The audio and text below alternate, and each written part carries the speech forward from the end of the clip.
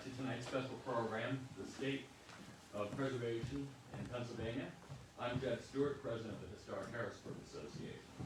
On behalf of our Board of Directors, thank you all for joining us. In addition to our audience here at Historic Harrisburg Resource Center, this program is being viewed virtually by a wider audience that extends across Pennsylvania and beyond, thanks to our statewide partners who will be introduced momentarily.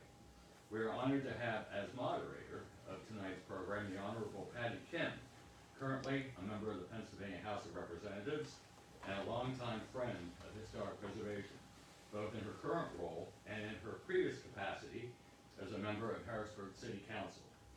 I should especially mention that Patty Kim also serves as chair of the Pennsylvania's Capital Preservation Committee, the organization responsible for the ongoing restoration and preservation of our incomparable Capitol building. Patty, thank you for your longtime commitment to historic preservation, which is just part of your distinguished record of public service. Ladies and gentlemen, the Honorable Patty Kim. Yay, thank you so much, John. Thank you, Deb, and good evening, everyone. Thank you so much for being here today. I can guarantee you it will be a very enlightening conversation today with our distinguished panelists today. As Jen mentioned, I am the chair of the Capital Preservation Committee. When I was a freshman House member 11 years ago, I promised myself that I would never be annoyed at the guests and tourists who stand anywhere at any time looking up and taking pictures, because it is such a beautiful building. And now as chair, I've appreciated these folks a little bit more because I've seen the work up close of how hard it is to preserve such a building as that. One example is that we need to make the Capitol steps going up to the rotunda that faces the river ADA accessible. How are we going to put a wheelchair ramp up to those steps? I had my executive director show me with such pride in the Senate chamber where all the fire sprinklers are because it took so much work to camouflage every fire sprinkler to make sure that we were, under regulation and whatnot. So the work for preservation is enormous, it's thoughtful, it's expensive, and it's work. And the team that I lead at the Capital Preservation Committee, their biggest frustration is people think it looks like this all the time. They walk in and it's beautiful, they have no idea what work goes into it. So again, a deep appreciation of the folks that are going to be up here to speak. I have the honor to bring up our first panelist. Julie Fitzpatrick is the Executive Director of the Pennsylvania Downtown Center, the only statewide nonprofit dedicated solely to the revitalization of Pennsylvania's core communities by helping local nonprofits and municipalities to enhance the economic vitality and sustainability of Pennsylvania's downtowns. Having served on the Downtown Center staff for more than 10 years, she was appointed to her current position in 2019. I am honored to bring up Julie Fitzpatrick. Thank you. Thank you. Well, good evening, everyone, and thank you for coming out today. One of the things that I'm going to be talking about is just a little overview on our organization, and then talk about the role that we play in preservation. So my organization is a statewide nonprofit. We are the Pennsylvania Downtown Center. We are actually headquartered upstairs in the very building that we're located right now, and this was very important for our organization. It was actually in 2011 when we moved here. So we do try to make sure that we are located in historic properties, particularly those within our downtowns or our neighborhood corridors. We work with both municipalities and nonprofits throughout Pennsylvania, both in urban communities, so in commercial corridors and neighborhood districts, as well as smaller, more rural boroughs as well. We are a statewide nonprofit, which means we have a 19-member board of 19 directors who are represented from all over the state.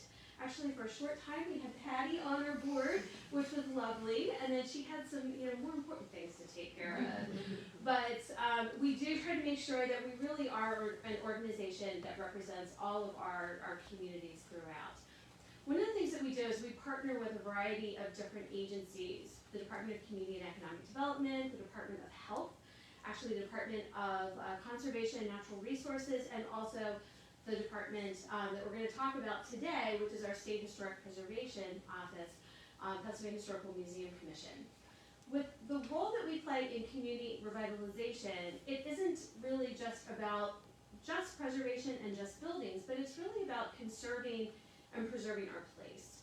And the place that we call home, the place that we work, the place where maybe we want to raise a family or start a business. So when we think about that preservation of place, it is important that we try to maintain our historic and authentic communities as much as possible. Traditionally, we think of that first place as it is our home. The second place is usually our work, but in the last couple of years, those have really merged. A lot of us are now working in the place where we call home, and could say that we're living in the place we call work. And then that third place is those places where we go to gather. And I think, what our historic communities bring are those places. It could be a business, it could be a barber shop, or it could be a library, a place like the farmer's market here with the Broad Street Market. It might be a church. It might be a library or a bookstore, or those places where we try to meet up with old friends and hopefully make new friends. And I think that's really what we're trying to do. Trying to create places that people choose to be, choose to invest, choose to live, and really want to spend their time. Although a lot of the work that we do is supporting locally owned businesses, it is those places that we do call home, and we want others to call home as well. We've realized that during the pandemic, there was some challenges that a lot of our locally owned businesses had in many of our smaller communities. But what we saw was an uptick in that preservation of place. We actually did an environmental an economic impact study kind of at the tail end of COVID, and we saw that there was a huge investment in our locally owned businesses because people had a relationship with those business owners. They had a relationship with the role that those businesses played in our community. I actually grew up in Manheim in Lancaster County and currently live in Marietta. It is a historic community of about a little over 2,000 right along the Susquehanna River. I could almost kind of float my way home some evenings. But it is a place that I talk about kind of the best and worst thing in our town was that the Main Street and the businesses had actually moved out of town in around the 80s. What it did was, unfortunately, it took the businesses out of town, but what it did was it preserved the buildings. We had buildings that were not demolished, that did not go through what we call urban renewal, where there's new, sometimes a lot of people think is better.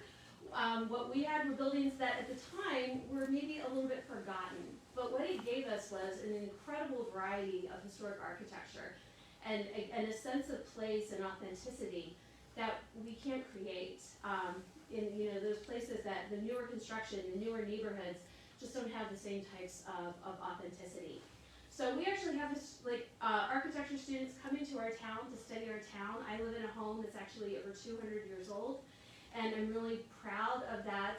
We do believe it was part of the Underground Railroad, and it's those kinds of authenticity, those kinds of stories that we can't just create and make up. And so that's the kind of work that we do, really trying to create and preserve that place, the sense of place, and the stories that we all feel really close to and are important for us to maintain and really pass on from generation to generation. So we can talk a little bit more as we kind of go through the conversation today, but you can kind of think of me as being that community person. Certainly our partners tonight will talk more about maybe specific buildings and different kinds of architecture and that kind of aspect of preservation. But for us, it really is about conserving and preserving communities. Thank you, Julie.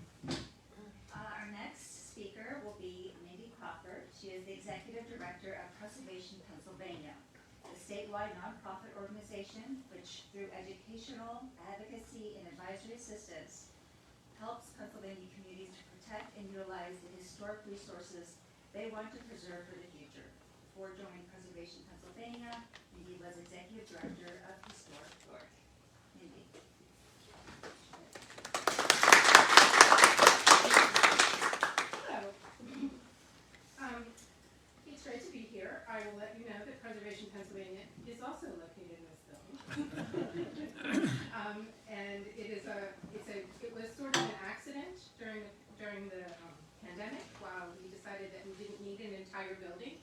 me to drive from Hanover to Harrisburg to sit by myself all day. So we sold our building, actually to one of Julie's staff members. We turned it back into a townhouse, and we have a closet and a mailbox and a place to work. And it has worked out really well for us because our staff can work from home. And so it's been a real happy preservation story because our building in Harrisburg turned back into a townhouse for a young couple who had just gotten married. And we were able to join our colleagues here. So it is preservation is all about stories. But how most people know Preservation Pennsylvania is when you see a headline that says, Gilded Age Estate to be demolished by school district. Demolition begins on one of Central PA's last historic stone arch bridges. Farmhouse on grounds of York County Prison makes list of endangered historic properties. That's when you all call me. Because you want me to put on my Wonder Woman suit and come and fix it. And I'm here to tell you that if I could do that, I truly would. But unfortunately, it takes more than just me and my staff and my board. It takes all of you, because preservation happens at the local level, and you have all the power. So as the statewide preservation organization, we get involved in a variety of things, but probably the thing that we're most known for is our Pennsylvania at-risk list, which is an annual listing of buildings that are endangered. Now back in the early days in 1992, we listed sometimes 10, 15, 20 buildings, and we really couldn't do a whole lot with them. So as we've learned a lot from our experience, we now list somewhere between 3 and 5, because those are the ones that we think we can really help. And the success happens because of the local folks. If there is not an active local group who feels passionate about saving something, it's not going to happen. It is common to think that Andrea's organization or my organization will come in and tell your city council what you should do. And you know what? They don't really care. They don't really care what we think. They care what you think. You hired them. You can fire them. So you have the right to have them listen to you. And I really can't emphasize that enough, because we can help you know what to say. We can help you,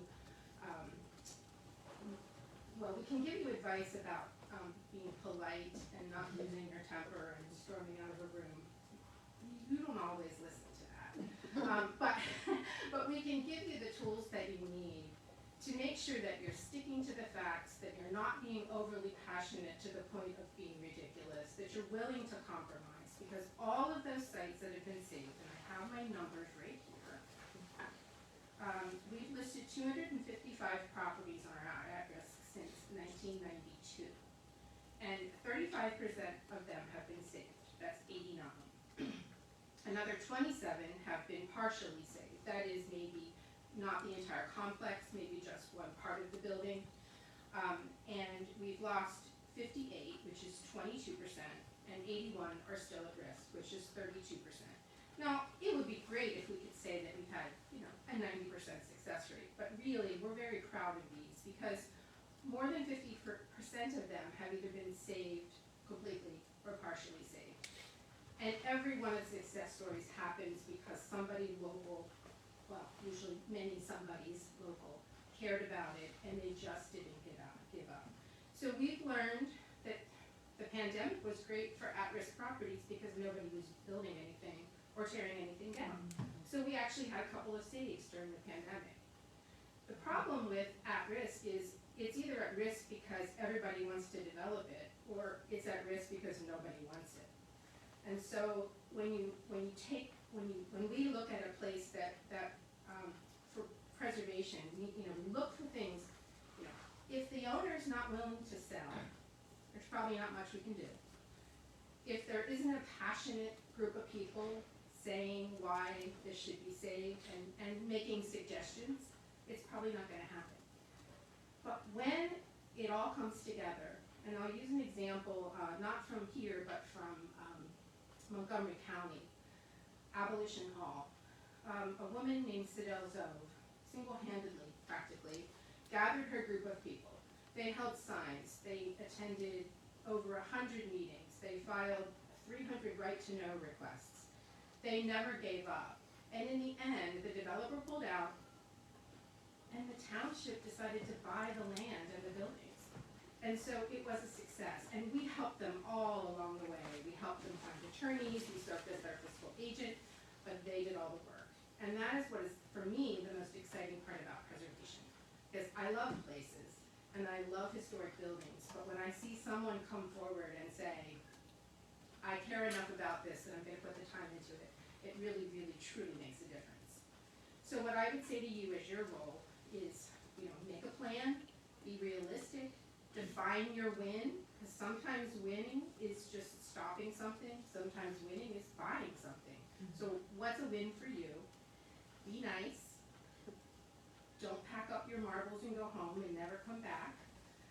There's a lot of nuance, seeing both sides of the story, and call us. We'll help you come together and figure out how to save the place that you care about.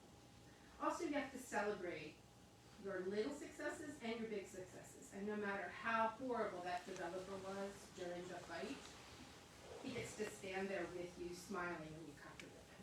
Because it's all about the success, which is that we advocate for the resource, not for people, not for a group. We advocate for the resource. So the other role that Preservation Pennsylvania plays is an advocacy role. We were responsible for, after 16 years, getting the first Pennsylvania State Historic Tax Credit, which works in conjunction with the federal credit. So all that stuff I talked about before, real passionate stuff. This is legislation and advocacy.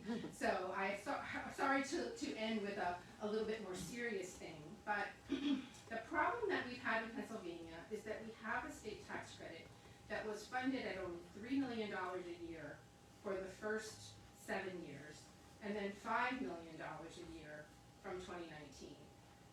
What we really need is $50 million a year, or even $100 million a year, because Pennsylvania has continued to use the federal tax credit at such a great rate that we are often in the top 3 or the top 5 users of the federal tax credit across the country.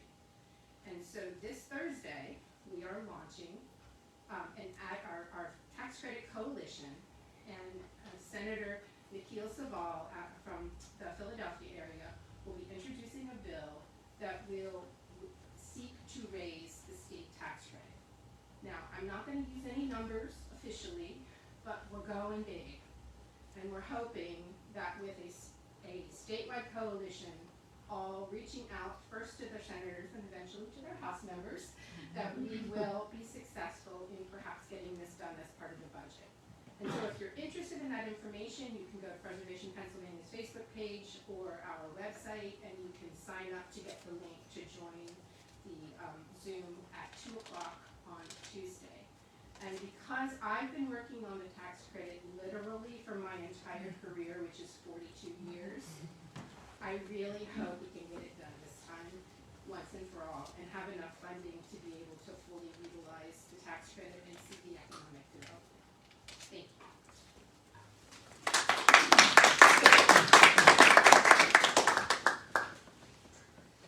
Now I know why I was invited. It's got a meeting about tax credits. I don't need to moderate. Noted, Mindy. I definitely will be supportive of that. Our next presenter is Andrea McDonald. She is the director of the State Historic Preservation Office, a unit of state government within the Pennsylvania Historical and Museum Commission, PHMC, serving as the Commonwealth official statewide historic preservation agency. She is currently overseeing the formulation of the new 10-year statewide historic preservation plan, which will run from 2024 to 2034. Andrea, the floor is yours. Does she have offices upstairs too? No, I am not located in this Great building. question. That is a great question. I couldn't start with that. Oh, fun. Hi, everyone. Great to see you. Well, like the eclipse aligned the moon and the sun today, timing for this discussion is perfect because we are developing the next statewide historic preservation plan, and that's when we get to hear from all Pennsylvanians, and this is one of my favorite times. Pennsylvania's current statewide plan, it's called #Preservation Happens Here, will expire this December, and we are just in that initial phase of seeking broad public input. And we want to really ensure that the final preservation plan accurately reflects current preservation trends, challenges, but also opportunities. Pennsylvania's statewide historic preservation plan is not a work plan for me or for the staff of the State Historic Preservation Office, but it is to be used as a guide for decision making at all levels and for all of our partners. So the plan's purpose is not only to appreciate historic and cultural and archaeological resources, of course, that's our main role, but to identify those challenges related to our historic places, outline realistic goals to meet those challenges, but most importantly, the plan should inspire communities, just as Julie and India have talked about. Inspire our agency partners, organizations, and individuals to action. So one of the initial steps, as I mentioned, is a public survey, gathering that input to inform the statewide plan. There is a flyer on the back table that has a link to the survey online for our in-person participants to grab. And our friends at home can find the survey link on our blog at pahistoricpreservation.com and just search in the search window for plan and it'll come up. So please share the survey with your networks, with your family, friends, neighbors, that it will close the end of April. So tonight I want to share with you some preliminary results that we are hearing, not only from across Pennsylvania, but right here in South Central PA. And so just to give you a little teaser, this is not final and things could change, and hopefully they might, or maybe, with more survey responses. Statewide, 25% of those who have responded to the survey are owners of historic places, of a historic property. Only 25% said that. And just under another 25% said that they are aware Pennsylvania even has a state historic preservation office. Now that is impressive to me because it's telling me we're reaching audiences that aren't people we generally speak to, so that's good. One of the survey questions we are asking Pennsylvanians is, what are the most important contributions you think historic places make to your community or region? Statewide, over 64% of the responses said historic places protect Pennsylvania's unique stories, what we're hearing, and heritage for future generations. Now that percentage is trending a little higher right here in South Central Pennsylvania, where 69% of respondents said that historic places help protect those unique stories. What's interesting to me personally is that most people are not connecting historic places with sustainability and walkable communities. Only 12% in Central PA and less than 10% statewide has said that they don't see that as a connection. And 15%, both locally and statewide, said that historic places contribute to sustaining our communities through heritage tourism. So those numbers are a little lower than I would have expected. In the history of historic preservation, a pillar of the movement has been sustainability. Some of you may recall that quote coined in the early 2000s, it might be ringing through some of your minds, the greenest building is the one already built. And many municipalities and regions really go to great lengths to promote historic communities as tourism destinations, right? But these initial survey results indicate significance is being assigned differently to historic places. That's changing. And it may not be a bad thing. There's a little more we can begin to deduce from these initial survey responses. So another question we ask is, which of the following types of historic places would you prioritize for preservation? And there's a list that you can choose from.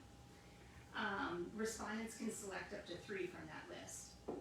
From South Central PA, with over 500 responses to date, is that cemeteries and burial places rank number one as a priority for preservation. Over 40% of respondents selected that option. And in this region, historic archaeological sites and agricultural properties are coming in second and third. These results are not much different statewide.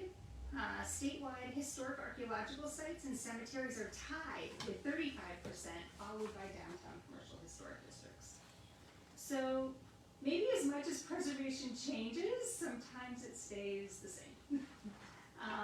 So going back just a handful of years when we were creating the current statewide historic preservation plan and had a similar survey asking for your input, 60% of the respondents said that historic places help protect our unique stories and heritage for future generations. So that's consistent to what we're hearing today, right?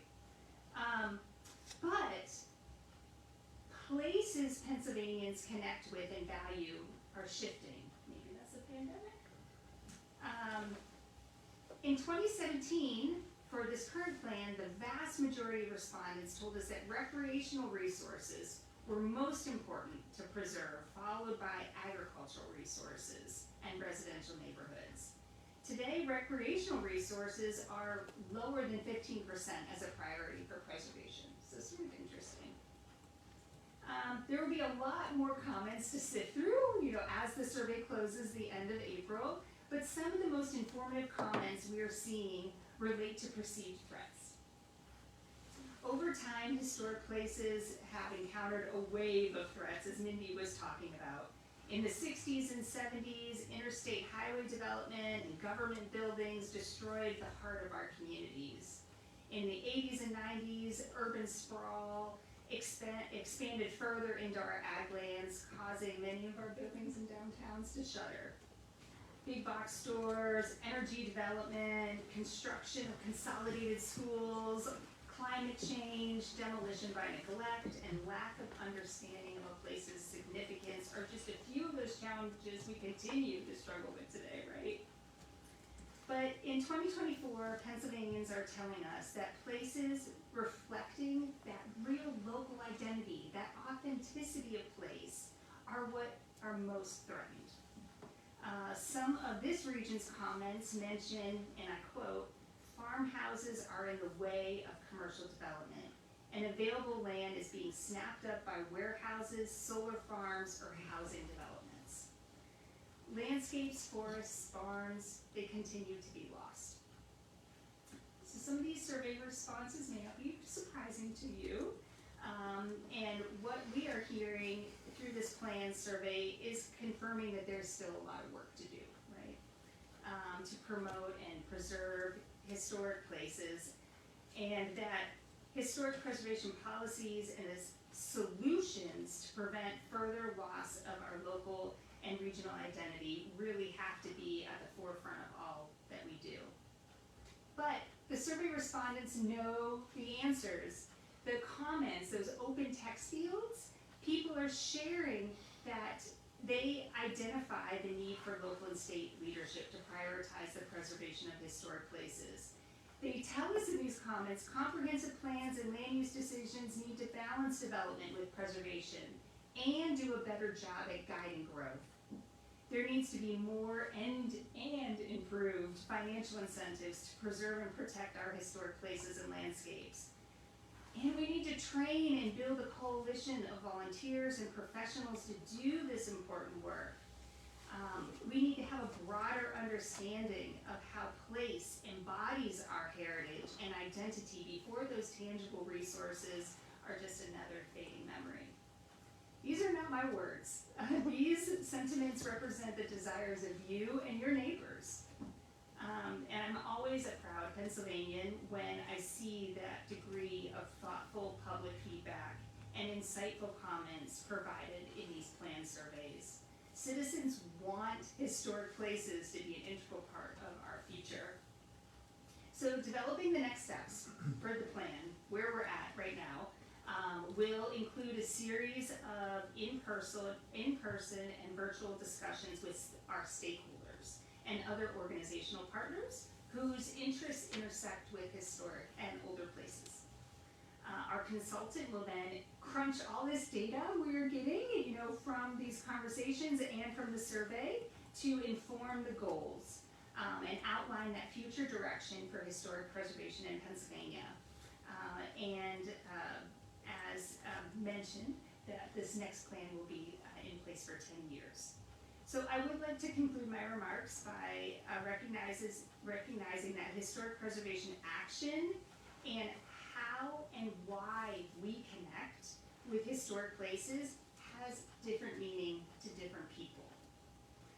The survey shows that the phrase historic preservation resonates in many different ways. Some connect preservation with a larger kind of conservation effort, conservation of landscapes, conservation of land, and some others think about it much more micro. They're really concerned about a specific place, as well as everything in between we're hearing. And solutions that will move us forward will need to include making preservation information, tools, and incentives more available. And most importantly, passionate people who care about historic places need to rally for their protection and long-term preservation. So if you haven't shared your views yet on the survey, and I invite you to connect with us and communicate your vision for the future of preservation in Pennsylvania. Thank you very much. Thank you so much, Andrea. Our next presenter is the renowned, famous David Morrison, Executive Director of the Historic Harrisburg Association, a regional nonprofit organization that has been promoting historic preservation, urban revitalization, and smart growth since 1973. David, we'd love to hear from you. Come on.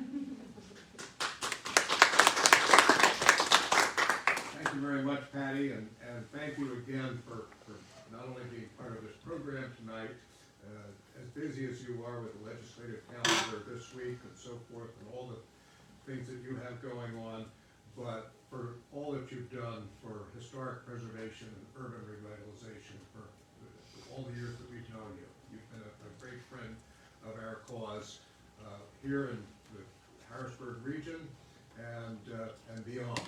The fact that you're involved with the Preservation Committee, Capital Preservation Committee, that is the most important historic preservation activity that I know of in all of Pennsylvania. It's been going on for 30 years or longer under the supervision of your committee, and it sets the bar very high for doing historic preservation professionally and properly funded, and recognizing the value that the result has in terms of tourism. The Capitol building is the most visited destination in Harrisburg, and it's been wonderful in that regard. So I just want to emphasize that Patty has had a lot to do with all of that. I also want to recognize my co-panelists, the heads of the 3 statewide preservation organizations that are literally in my backyard, and 2 of them are in my building. And so this is really what is amazing for a local historic preservation organization, a regional organization like Historic Harrisburg, and there are other organizations more or less like us that are scattered around Pennsylvania in various communities, large and small, from as large as Philadelphia to as small as little tiny rural boroughs have preservation organizations, all doing the same kind of work, which is preserving historic neighborhoods and landmarks. A landmark might be a specific building that's very important, and we've fought to preserve certain landmarks in Harrisburg over the years, but also neighborhoods. And a neighborhood is really part of the community, and that's where we intersect, for example, with the Pennsylvania Downtown Center, because our Midtown neighborhood here is sort of the secondary downtown of Harrisburg. We have Center City, Harrisburg, but we also have Midtown. And there are other sort of downtowns in Harrisburg, such as Allison Hill and so forth. All of those communities are important to historic Harrisburg, and they all are on the radar of these statewide organizations in terms of providing guidance and resources and encouragement for enhancing these communities. And it's not just about properly restoring the buildings according to some accuracy thermometer, although that's very important, and many people are great sticklers for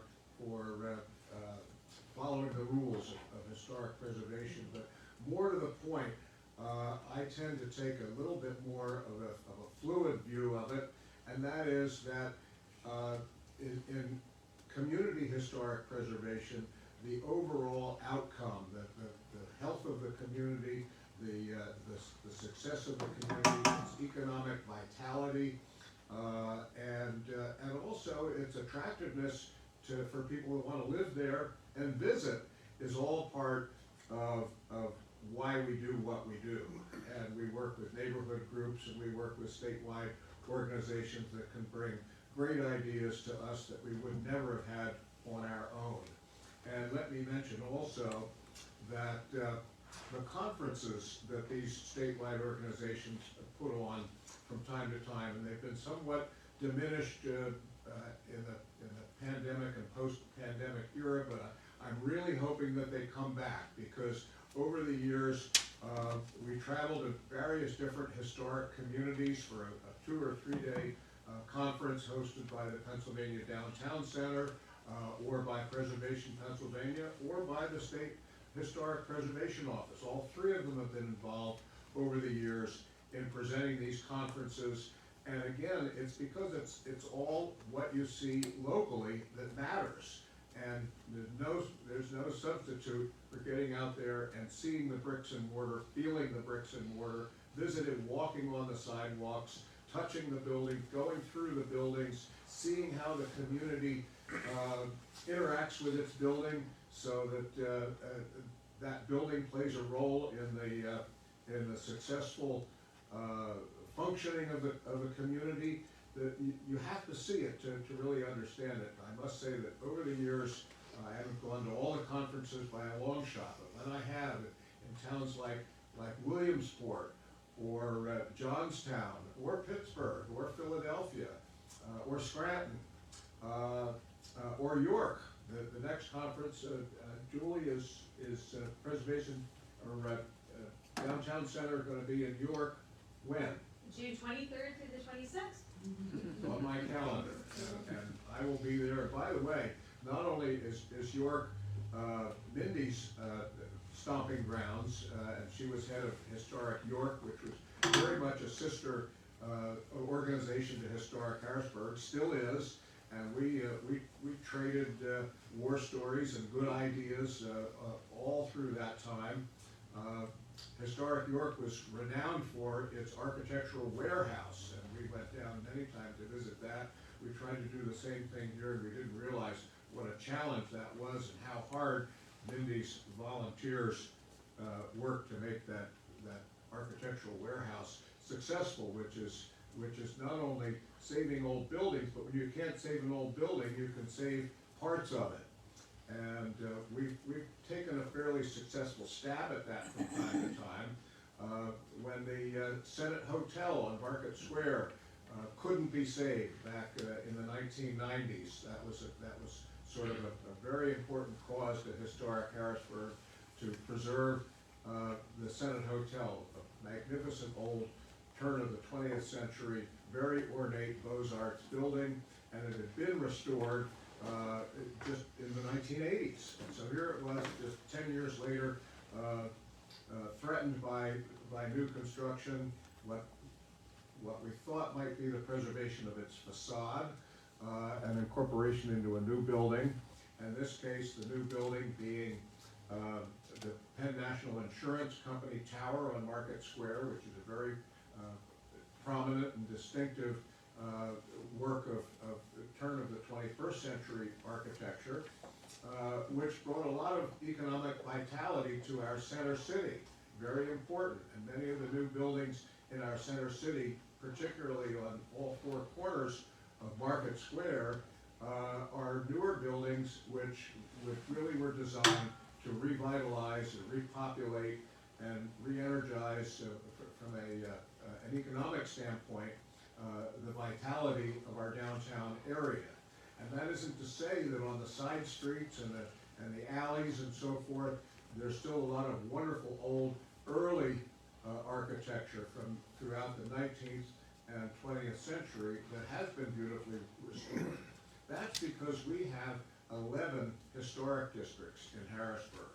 There's 7 municipal historic districts, and those are established by city government, and they regulate what the property owner can do on whatever is visible from the street. That means mostly the facade, unless you're on a corner property, then it's the facade and the side of your building. And the Architectural Review Board determines what you can and can't do with what's visible to the general public.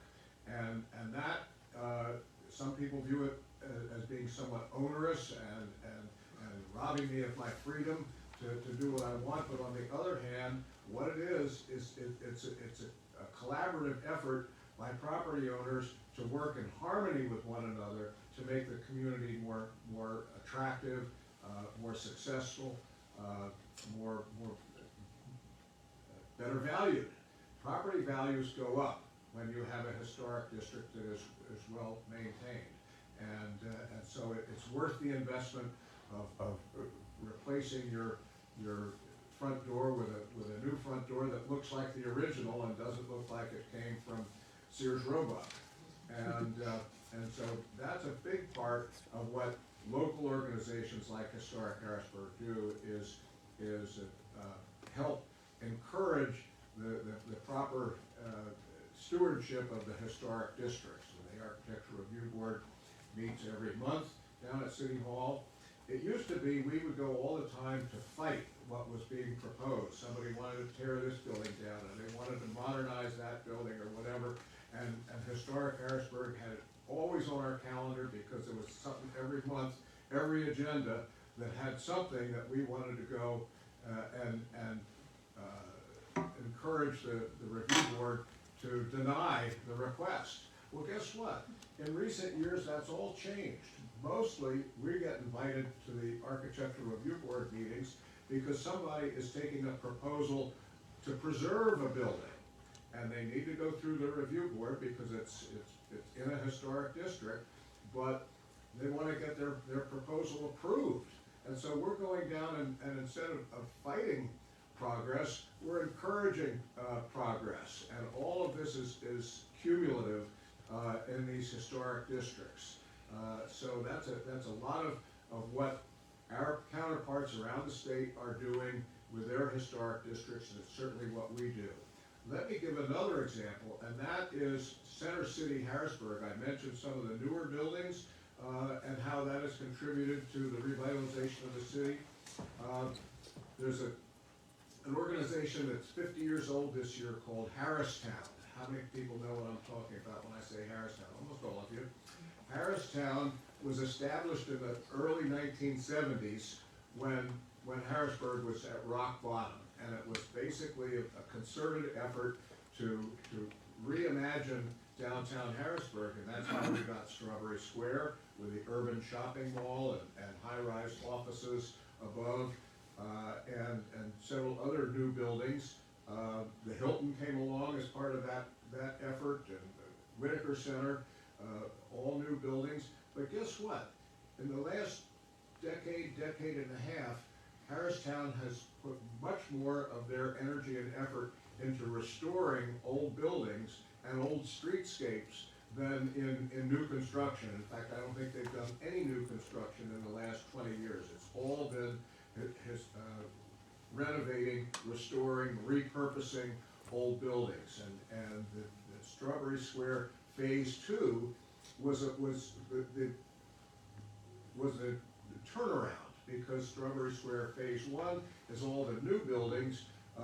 If you know why it's called Strawberry Square, it's because the alley that used to run right through it is no longer there, but that was Strawberry Alley.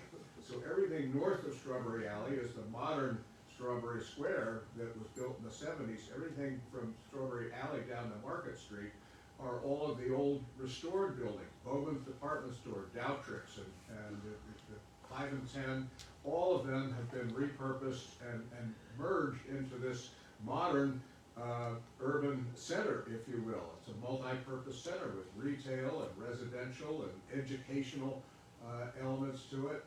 And I have to say that Harristown has thought outside of the box to evolve from the old way of doing things, which is basically urban renewal, tear down and start over. If you can clear an entire city block or multiple city blocks, boy, you've got a nice big canvas to start from scratch, and maybe you don't even need to put the roads where the old roads were. You can completely redo it. But that has really been found to be not as successful as working with what you have. And this was mentioned earlier, working with what you have is much more sustainable than starting from scratch. And it's much more successful from the standpoint of people just like it better for the most part. Tourists aren't coming to Harrisburg to see new buildings. They're coming to see old buildings, and it's as simple as that.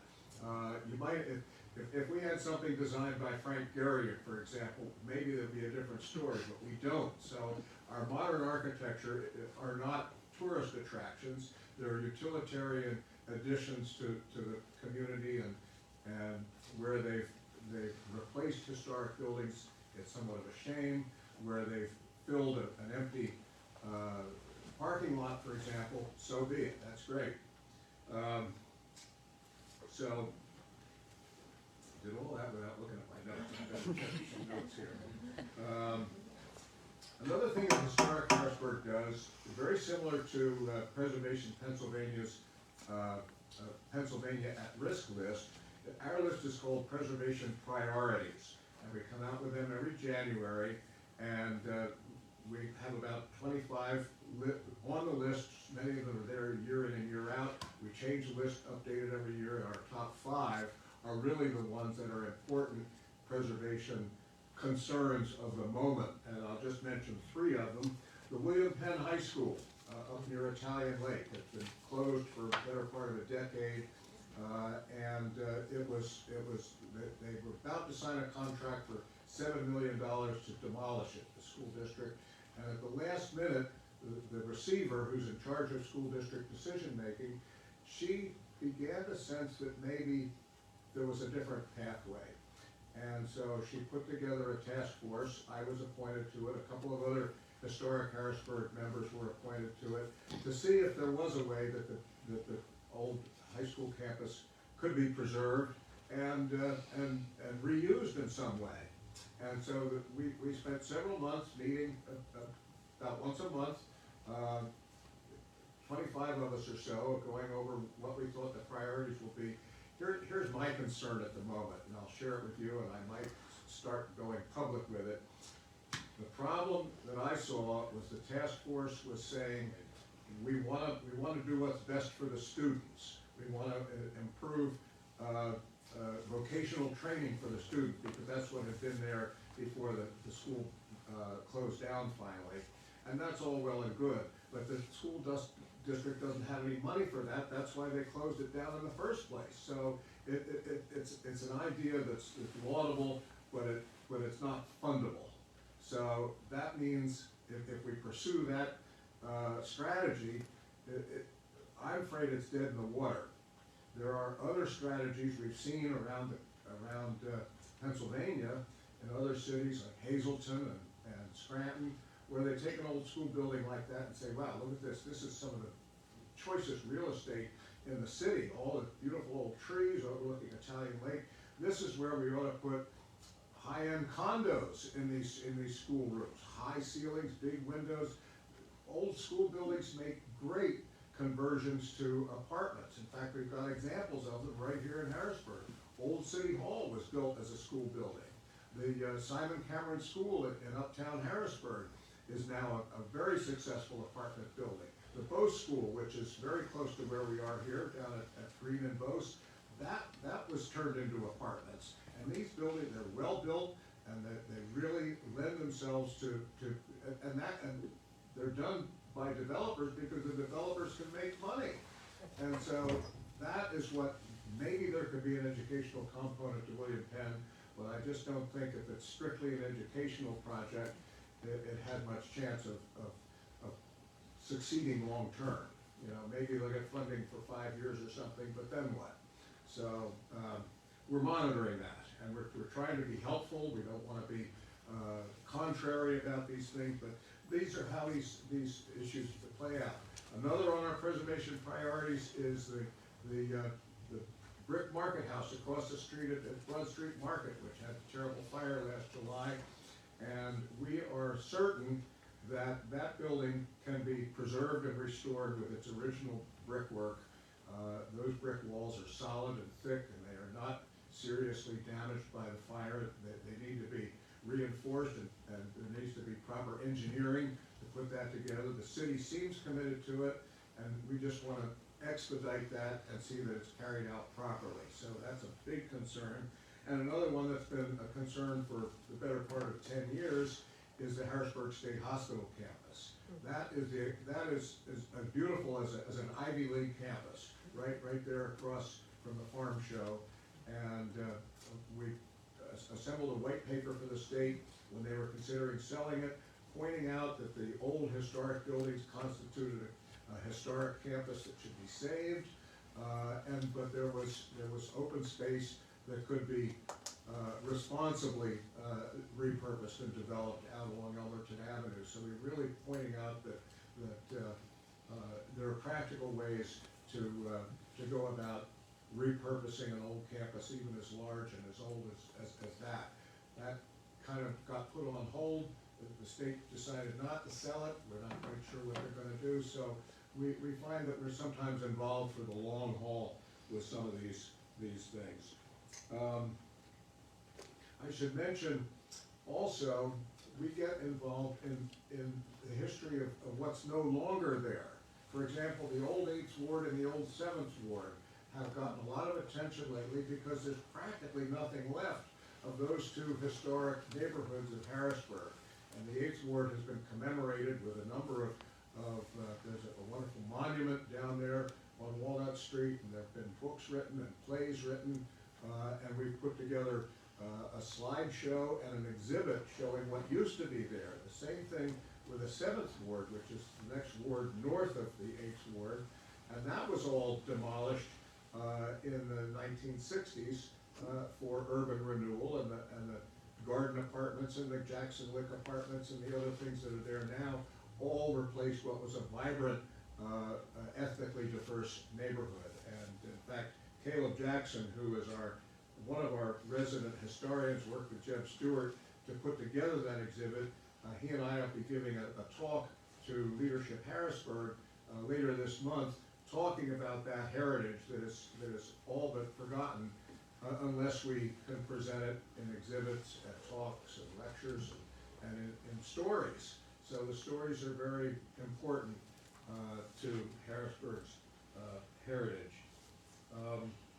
I should mention also that the State Historic Preservation Office, there was a director back in the 1980s when I first came to town named Ed Weintraub, a predecessor of yours, Andrea, and he initiated what became Pennsylvania's downtown policy for the city of Harrisburg.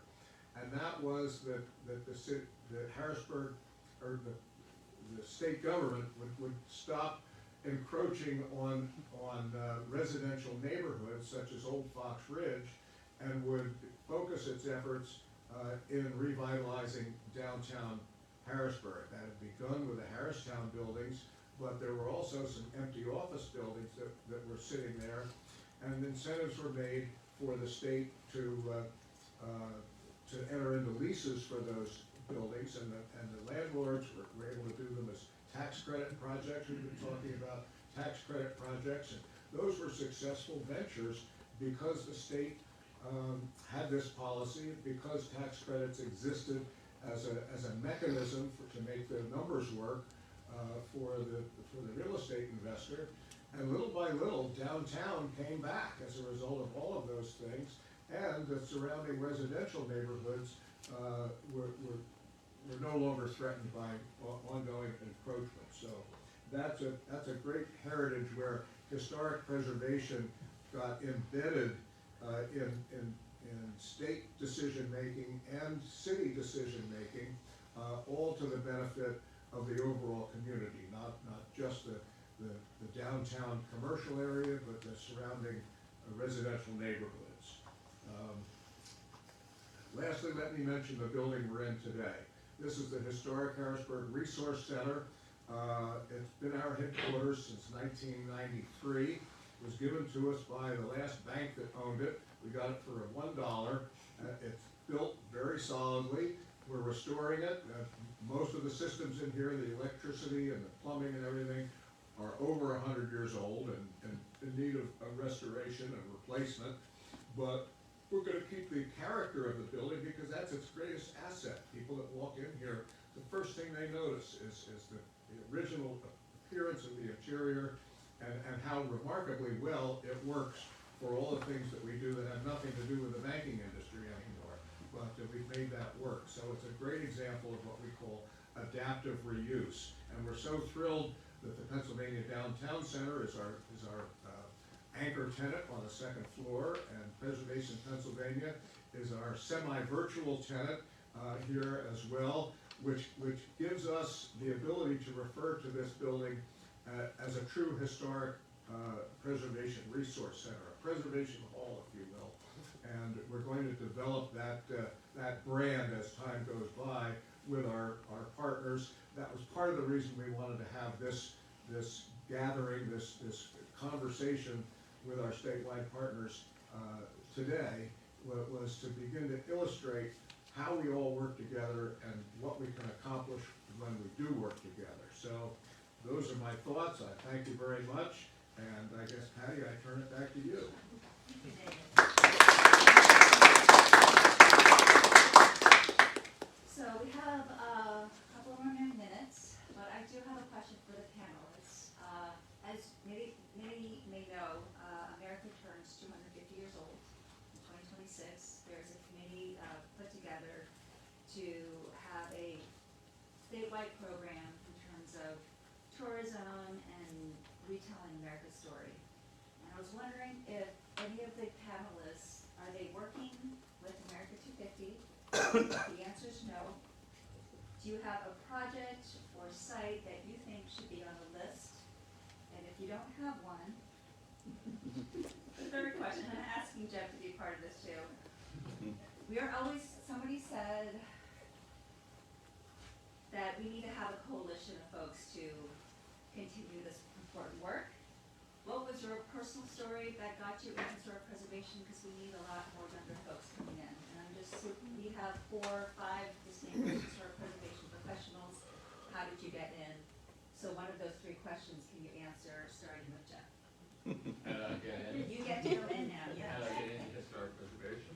Yes, or what site do you think we have here that should be showcased? I have to think that through. I got involved in historic preservation when I was a senior in college and got placed in the city hall and the planning bureau to help formulate the original historic districts and the creation of the architectural review board, and was done in conjunction with the birth of the Harristown plan, so that there was a unity among what areas should be looked at as for new development, and intense development, central business district, to increase the tax base, to increase the buying power of the workers, and what areas should be conserved and preserved for tourism purposes, and also as a important conservation, and what neighborhoods should be preserved. And we drew the line really at Walnut Street, Locust Street.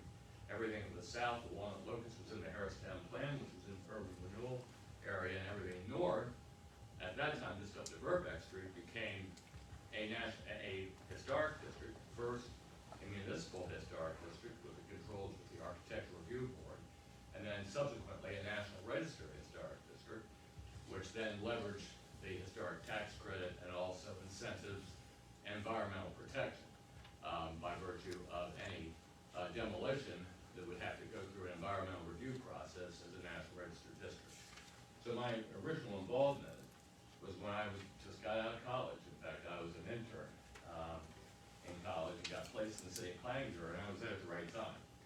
Right time with the development of the Harristown Plan and the creation of historic districts married together with a comprehensive plan for moving the city forward at a time when historic preservation was in its infancy.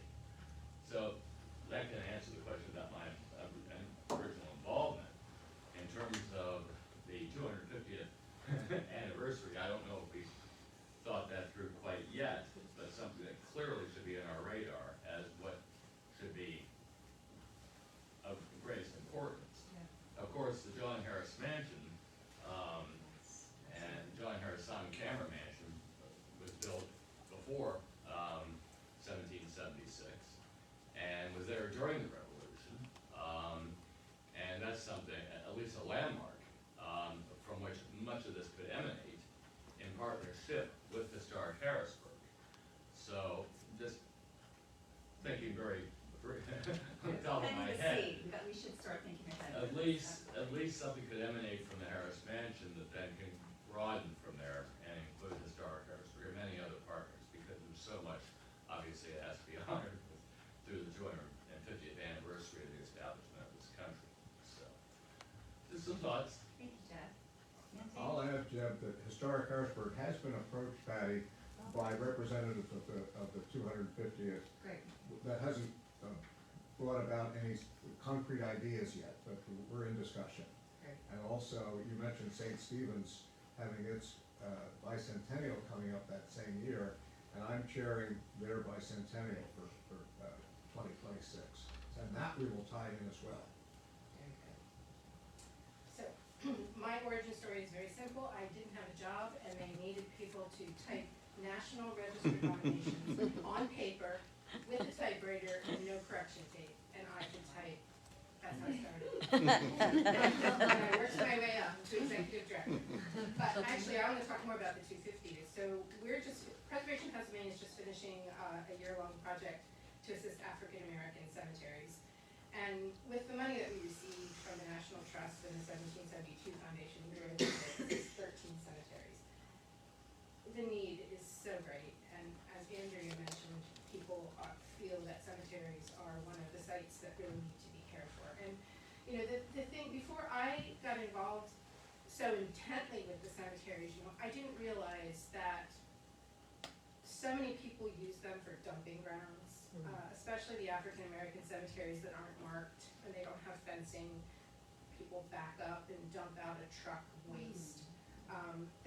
In many cases, no one is caring for them because no one knows who owns them. The cemetery association, if there was one, has gone by now.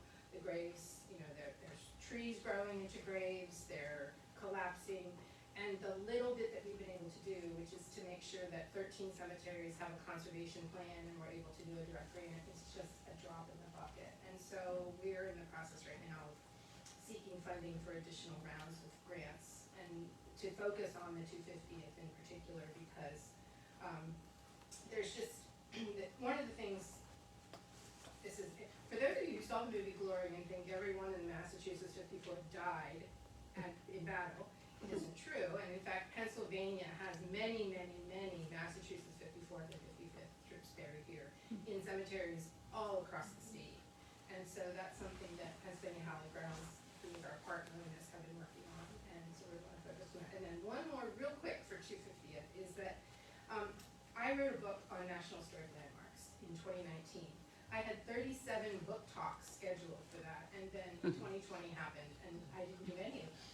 But because they're National Historic Landmarks, they really do tell the story of Pennsylvania. And so I've been working on a presentation to go beyond the landmark designation, because many of them were written in the 70s and 80s, and they don't tell the full story. They don't talk about slave quarters. They don't talk about any of that untold stories. And so I'm calling my presentation Beyond the Book and using the 250th as a reason to do it. So that's what I'm working on in my spare time. Wow, very good, thank you, Mindy. So, sure, I think, building off of what Mindy said, certainly telling the fuller story. That is something that we've seen too in many of our communities. We are not talking about, some of the stories that haven't had a chance to be told from, even before 250. I think, thinking about our indigenous populations and who really came before us is important as well. So, I think that's something that we're trying to be very sensitive to. We have not found that sweet spot in partnering with the celebration of our 250th anniversary, but I think we're still kind of in the inquiry and trying to find out what that is. We will be hosting the National Main Street Conference next year in Philadelphia, so that is an opportunity for us to bring around 2,000 professionals from all over the country to Philly, and then for them to also be able to experience the stories that we have, especially from that city. My own story, I mentioned I do live in a 210-year-old home in Marietta. We do believe that it was part of the Underground Railroad because of certain things that we found when we were doing some renovations, so that's really fun to think about that. We're right just 2 blocks away from an AME church and 2 cemeteries that do have a lot of stories that have not been told. But my initial experience with preservation actually started, my grandfather built his own home in the 1920s, and it was a brick bungalow. He came home from World War I and built his home, and it just really instilled a love of historic character and craftsmanship. And so when I was in college, I did volunteer for the Lancaster's Historic Preservation Trust. And out of that, I kind of found what I'm doing today is preserving communities through land conservation as well. So one of the things that I took part in when I was an intern back in the mid-90s was we fought the development of 3 different Walmarts in Lancaster County, and the preservation of the communities and the neighborhoods that had those establishments been built at that time, those neighborhoods then were able to sustain. So, I think preservation does look like a lot of different things, but that was something that I learned how to become very passionate very quickly, and but it was great work at that time for sure. Well, I'm not personally involved with the American 250 Pennsylvania Commission. However, the State Historic Preservation Office is under the umbrella of the Pennsylvania Historical Museum Commission, and so we are looking to in new ways to use our programs to help connect people to the American story and what does the American story mean to Pennsylvanians. And so a couple of the programs that details aren't fully hashed out yet, so I will share just some preliminary ideas. We're looking at using the SHPO's incentive program, so maybe having a set aside for Keystone grants to invite applicants to help further tell those stories and how they connect to America's history. And also we're looking at using our historical marker program, maybe developing some different trails, thematic trails, so people can explore those stories through the marker program, but those are just being developed now, so stay tuned. And my personal story is I came to preservation through urban and regional planning. I was a planning student first, and very concerned about farmland preservation, and wanted to learn more about how to incentivize and attract people to invest where our infrastructure already existed in our historic places. And so then I went back to school for historic preservation to learn how to be a better planner, really. And now I'm working full-time in preservation, but land use as I mentioned in my remarks, is really critical to the success of preservation, right? And so they dovetail those two. I would say that our family were the original heritage tourists when I was growing up. We went always to something historic. When I was in grade school, it was Independence Hall, it was Valley Forge, it was near and far. We came to Gettysburg for the 100th anniversary of the Battle of Gettysburg. That was 1963. I was 12. And we stopped in Lancaster on the way to see the Pennsylvania Dutch heritage as well as Gettysburg. So I grew up with it, and I've always enjoyed it. And so when I was able to travel on my own, whether driving or by train or whatever, I seek out historic destinations. And so preserving them is just a natural next step of that. Very good. Thank you for sharing. Does anyone in the audience have any follow-up questions before we end? Absolutely, yes. Okay. I'm Christine Musser, and I'm a historic preservationist in Cumberland County. And I want to say that Cumberland County, as far as I know, is the first county besides Chester where we are doing a major historic preservation workshop that will involve the 33 municipalities and residents within Cumberland County. And the first workshop is scheduled right now for May 7th. So we're really excited about that. It's a partnership with Shippensburg County Planning, the Cumberland County Historical Society, and SHPO. So we're really pleased. One of the things, I'm a member of the Pennsylvania Historical Association, and one of their things is they mostly have focused on the colleges, university professors, academia. And one of the things that I've talked with Alan Dietrich Gord, who also happens to be a former professor of mine at SHIP, about getting schools, school districts, public schools involved with this. And one of the things that I am really concerned about is Pennsylvania history.